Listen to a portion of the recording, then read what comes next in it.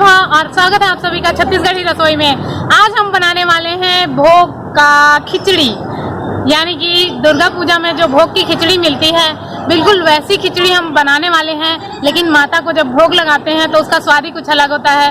तो चलिए उसी खिचड़ी को आज बनाएंगे, साथ ही करेंगे थोड़ी सी मस्ती, क्योंकि इस बाजे गाजे के माहौल में बहुत ही मजा आने वाला है। और मुझे पता है खिचड़ी लवर्स भोग की खिचड़ी को कितना मिस कर रहे हैं।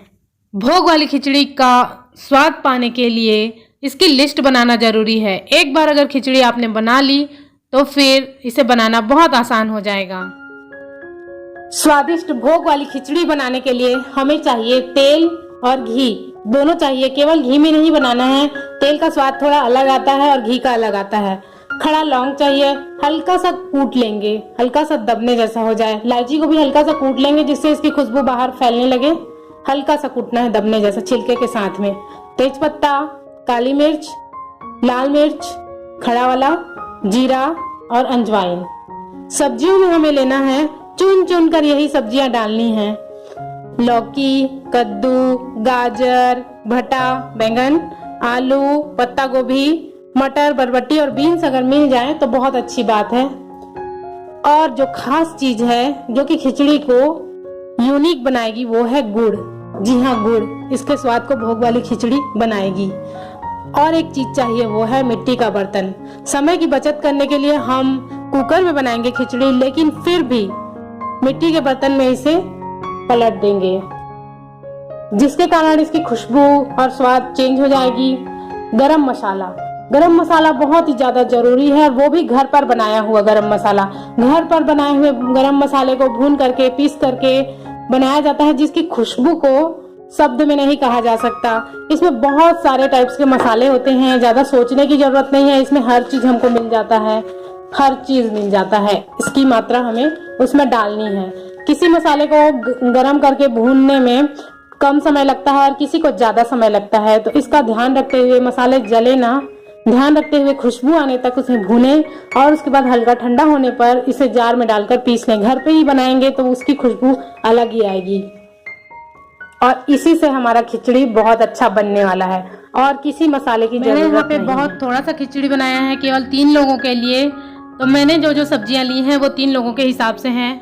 आलू, पत्ता गोभी, टमाटर, भटा, कद्दू, लौकी और गाजर हैं, आप देख सकते हैं। चावल मैंने लिया है 1 छोटा कटोरी, और दाल भी उतना ही मात्रा में लिया है जितना मैंने चावल लिया है। मूंग की दाल है ये। और दोनों को अच्छे से मिक्स कर लेंगे और धो लेंगे। अच्छे से 2 बार धो लेंगे। मेरा बेटा भी परेशान करने लग गया है, मान नहीं रहा है। इसको अच्छे से 2 बार धो करके पानी को निथार लेना है। और साथ ही मन में बहुत अच्छे से प्रसन्नता पूर्वक माता रानी का ध्यान करते हुए हमें खिचड़ी बनानी है। मन को प्रफुल्लित रखना है। जितना अच्छा हम प्रसन्न रह करके बनाएंगे इसे, उतनी अच्छी हमारी खिचड़ी स्वादिष्ट बनेगी। ये बहुत इंपॉर्टेंट टॉपिक है जो मैं आपको बताना चाहती थी। इसमें मैंने लिया है अजवाइन, जीरा, काली मिर्च और इलायची, लौंग, तेजपत्ता, और जो मैंने उसे लिख भी दिया था, आप लोग अपने हिसाब से उसे देख सकते हैं पॉज करके। और तेल मैंने लिया है 3 बड़े चम्मच, मतलब टेबल स्पून, और 3 चम्मच मैंने घी भी लिया है। गाय का घी है ये, गाय का घी सर्वोत्तम होता है। और सारे मसाले मैंने डाल दिए हैं। बहुत हल्का हल्का खुशबू आने तक इसे भूनना है।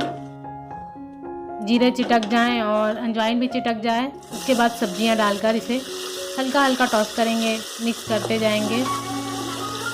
थोड़ी थोड़ी खुशबू आने लगेगी और हल्का सा भुनने जैसा हमें फील होने लगेगा, तब तक इसे भूनना है। पूरा गोल्डन ब्राउन नहीं करना है, क्योंकि हम कुकर में पका रहे हैं, इस बात का ध्यान रखना है। तो टॉस करते रहेंगे बीच बीच में, जिससे कि ये चिपके ना। और थोड़ी देर इसे भुनने के बाद पत्ता गोभी भी डाल देंगे। पत्ता गोभी थोड़ा बाद में डालेंगे क्योंकि ये जल्दी पक जाएगा। और इसे भी मिक्स कर लेंगे। और अब डालना है सेंधा नमक। जी हाँ, सादा नमक नहीं डालना है, हमें सेंधा नमक का प्रयोग करना है इस खिचड़ी के लिए। और अपने स्वाद के अनुसार आप इसे डाल लीजिए और इसे मिक्स कर लीजिए सब्जी में। मैंने चावल भी जितना लिया है उसके हिसाब से डाल दिया है नमक, और डबल डालने की ज़रूरत नहीं है। अब दाल और चावल मैंने पहले से भिगा करके नहीं रखा है, तुरंत धोया है और तुरंत मैं यूज़ कर रही हूँ इसे, क्योंकि मेरे एक्सपीरियंस के हिसाब से दाल को अगर भिगा देते हैं तो वो थोड़ा टाइम लेता है पकने में। और ये है छोटा सा गुड़ का टुकड़ा, बहुत छोटा सा गुड़ का टुकड़ा है। हल्दी स्वाद के अनुसार डालेंगे, धनिया का पाउडर स्वाद के अनुसार डालेंगे, बस थोड़ा सा ही लगेगा, थोड़ी सी लाल मिर्च, कस्तूरी नहीं है, नॉर्मल है, हमें लाल नहीं करना है। और ये है वही भुना हुआ गरम मसाला जिसे अच्छे से स्टोर करके रखना है। इस टाइप के डिब्बे में तो हवा आ जाती है, लेकिन अगर किसी अच्छे एयर टाइट कंटेनर में रखेंगे तो उसकी खुशबू बरकरार रहती है। मैंने इसे तुरंत पीसा है, इसलिए तुरंत यूज़ करने वाली हूँ।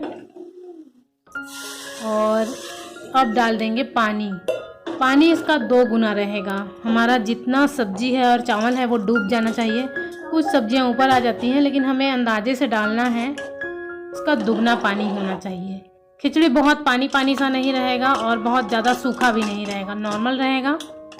अब इसे आराम से 6 से 7 सीटियाँ हम दे देते हैं, क्योंकि हमारा चावल घर का चावल है, जो कि पकने में आम चावल से थोड़ा सा ज़्यादा टाइम लेता है, लेकिन फिर भी बहुत अच्छा चावल है। तो इसे 6 से 7 सीटियाँ दे देंगे। और अगर मार्केट से आप चावल ले रहे हैं जो सॉफ्ट हैं तो 4 सीटी में भी पक जाएगी। और गैस बंद कर लेंगे और कुकर खुलने का वेट करेंगे। खोल के देख लेते हैं कि हमारी खिचड़ी कैसी बनी है। वाह, कितनी अच्छी खुशबू आ रही है इससे। लेकिन अब सबसे इम्पोर्टेंट काम है, वो है इसे पलटना। किस में पलटेंगे? मिट्टी के बर्तन में। जी हाँ, मिट्टी के बर्तन में इसे पलट लेना है। आप देख सकते हैं कि इससे गरम गरम भाप निकल रही है और बिल्कुल भी ये चिपका नहीं है, सूखा नहीं है और ढीला भी नहीं है। बस इसी तरीके से हमें बनाना है और सारी खिचड़ी को इसमें ट्रांसफ़र कर लेना है। ये तो बहुत छोटा सा बर्तन है, मेरे पास एक और है, मैं उसमें भी भर लेती हूँ। और इसे मेरे पास केले का एक पत्ता है जिसे मैंने खास इसके लिए रेडी रखा है, भोग लगाने के लिए माता रानी के लिए। तो उसमें भी मैं इसको ढक लूँगी और उसी में ही माता रानी को भोग लगाऊंगी। तो ये थोड़ा सा गिरे ना करके मैं इसको फिक्स कर रही हूँ और अब इससे भी इसमें ट्रांसफ़र कर लूँगी। थोड़ा रुकिए, यहीं पर है सारा ट्विस्ट। अब हमारी खिचड़ी बन तो गई है, लेकिन इसमें वही स्वाद लाने के लिए माता रानी की स्तुति करना पड़ेगा और डेफिनेटली हमारा खिचड़ी बिल्कुल वैसा ही बनेगा जैसा हम चाहते हैं, भोग वाली बिल्कुल वैसी खिचड़ी। तो इस खिचड़ी को पाने के लिए हम माता रानी को भोग लगाएंगे, माता रानी की स्तुति करेंगे, प्रणाम करेंगे खिचड़ी का और माता रानी से प्रार्थना करेंगे कि माँ इस भोग को स्वीकार कर लीजिए। और फिर इसे हम थोड़ी देर बाद ले आएंगे और सब में मिक्स कर लेंगे। तब तक के लिए मैं इसे ढक देती हूँ और थोड़ी देर बाद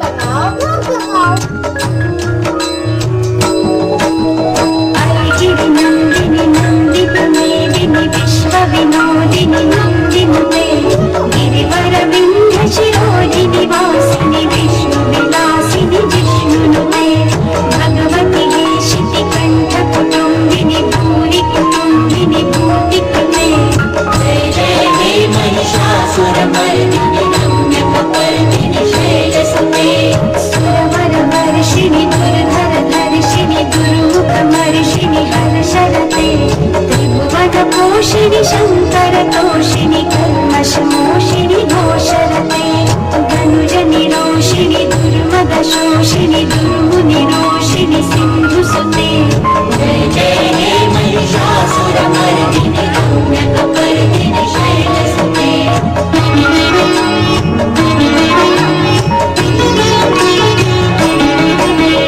आई जगदम्ब कदम्ब वनप्रियवासिनि तोषिणी हासरते शिखरि शिरोमणि तुंग हिमालय शिरोजालय मधु मधुरे मधु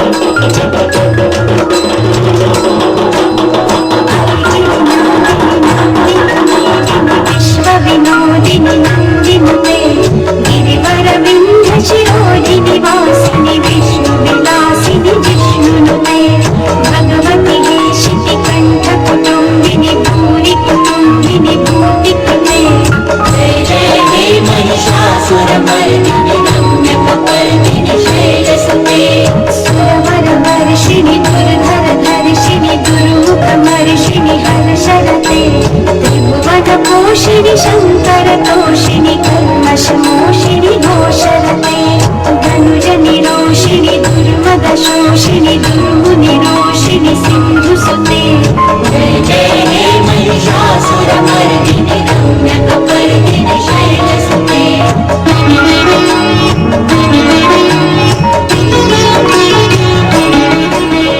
ऐ जगदम्ब कदम्ब वनप्रियवासिनि तोषिणि हासरते शिखरि शिरो